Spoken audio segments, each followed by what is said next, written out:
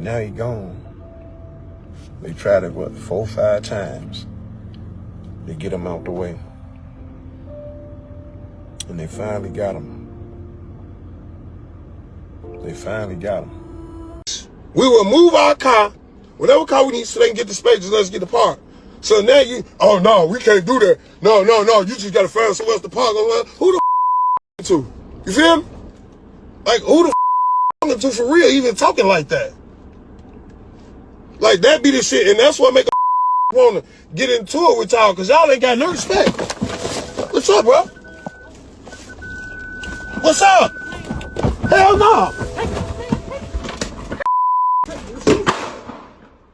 Kevin Watson's brother has now spoken, confirming what many suspected all along. This wasn't some random robbery gone wrong.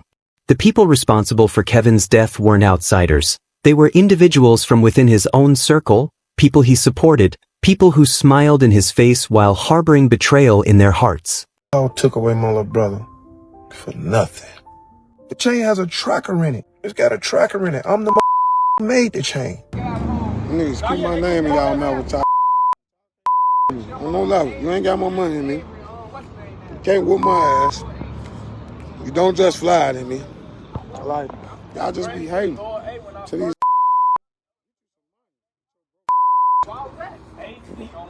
I'm having fun. Fucked up that people is actually out here moving that weird, bro. Like, y'all really out here moving that weird. Like, y'all pretending like y'all. Like, if you don't, bro, like, all that shit, y'all gotta learn how to just keep it moving. Like, somebody, bro, is just like, you ain't gotta speak to me. You ain't gotta fix it. Hey, you can walk past me and keep it moving. Yeah. Today you speak, tomorrow you don't say nothing, you walk past like you don't see me. I ain't with all that goofy ass. That shit gay. Oh, yeah. But that's how it be, though. You feel me?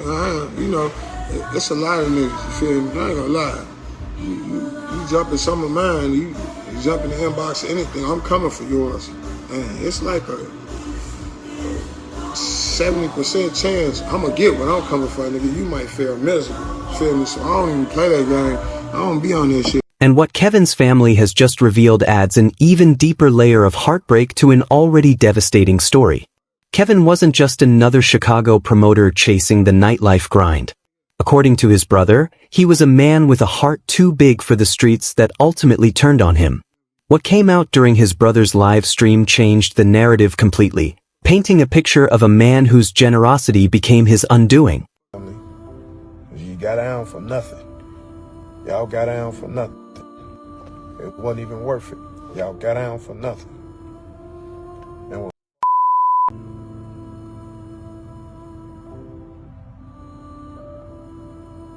it wasn't worth it. The best thing, I ain't gonna even say the best thing, I'm just gonna say,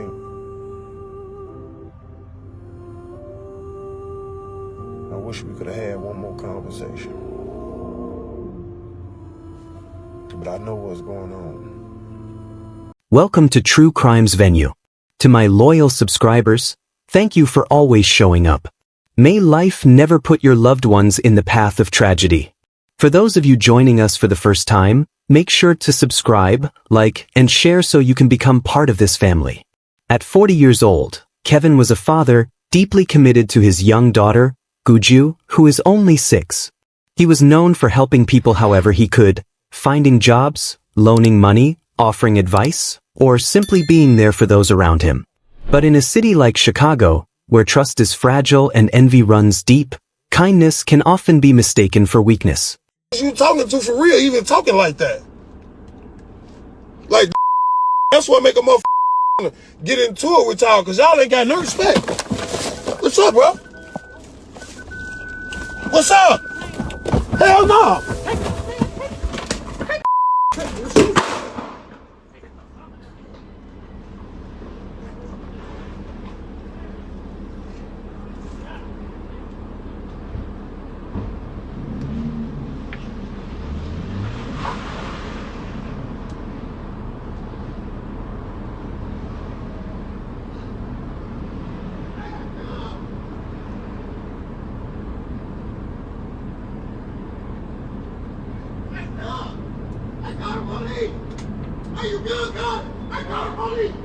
They calling them now, bro. I got police. I got police. Man. Put pressure on me. Are you good? Put pressure on me. Put pressure on me. Put pressure on me. Huh? And that's what I'm finna see.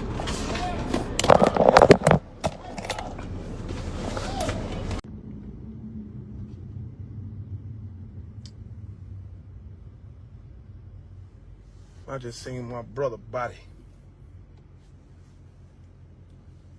Gunshot wound to the chest, right? And he sleep.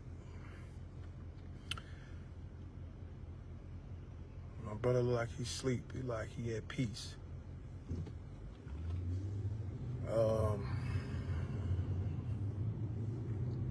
I've also seen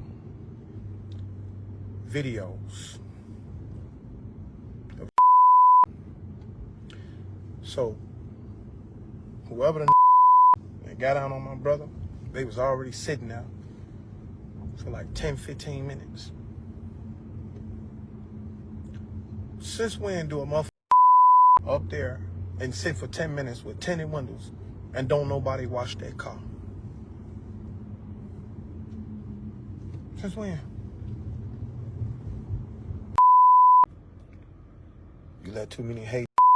You had that big heart. You had that big ass heart.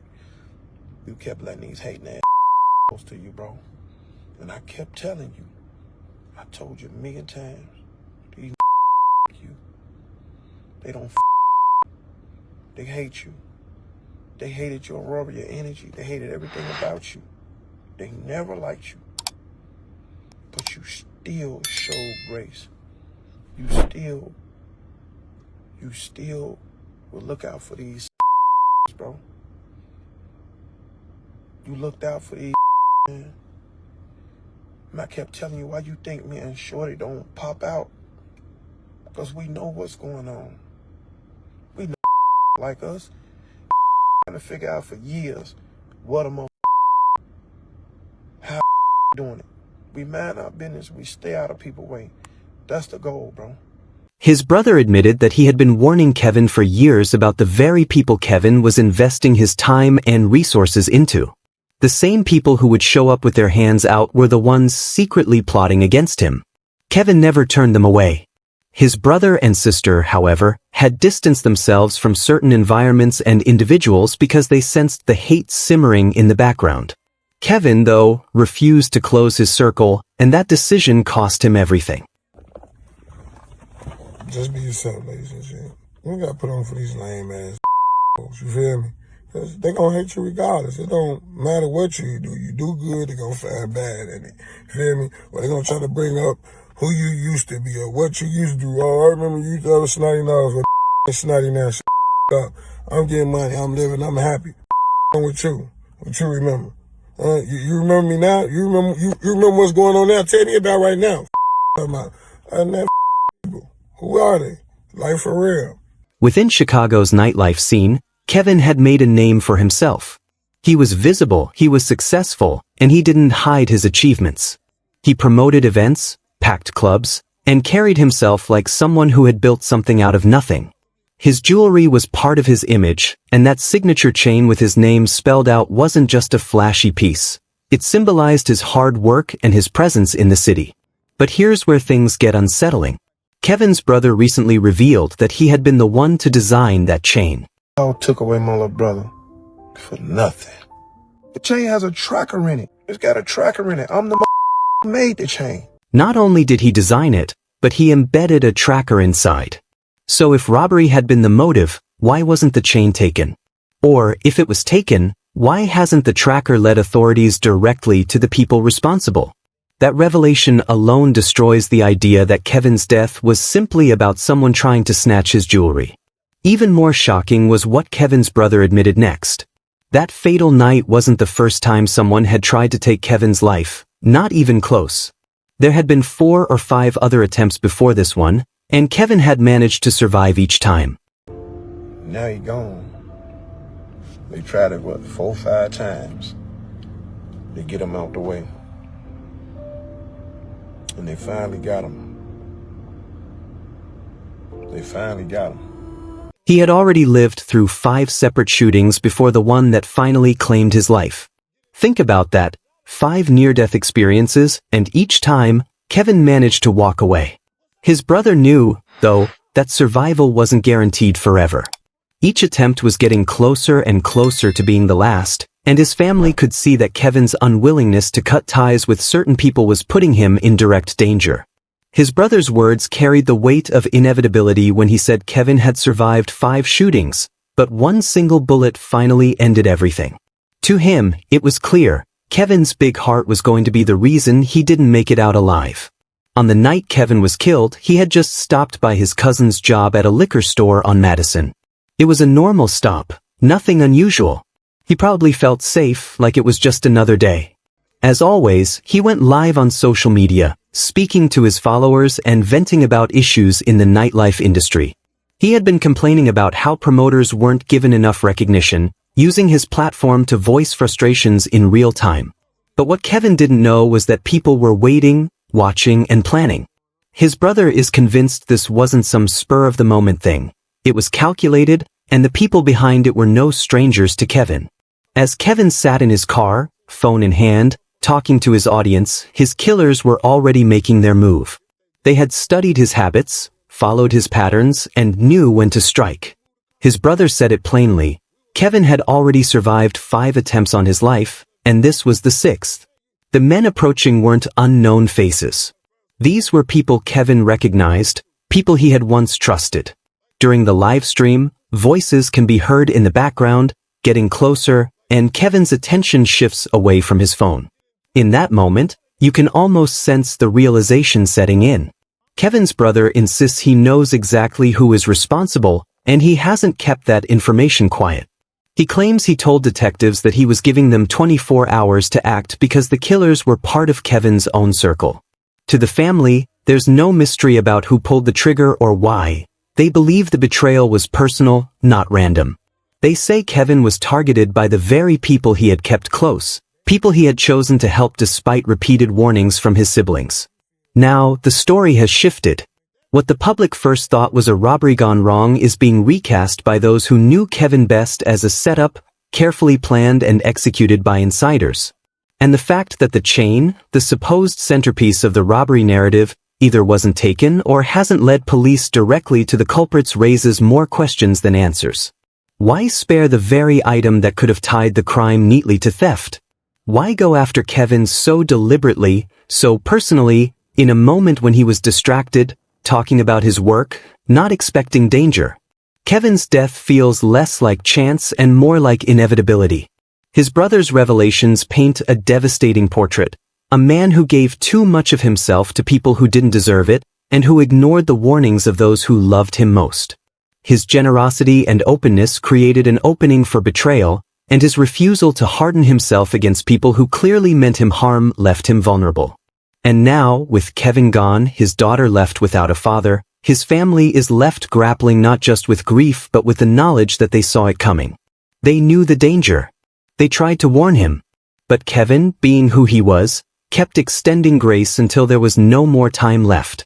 Witnesses later explained that Kevin wasn't ambushed by strangers in the dark, he was talking to someone he knew, someone familiar enough to walk with him back to his car.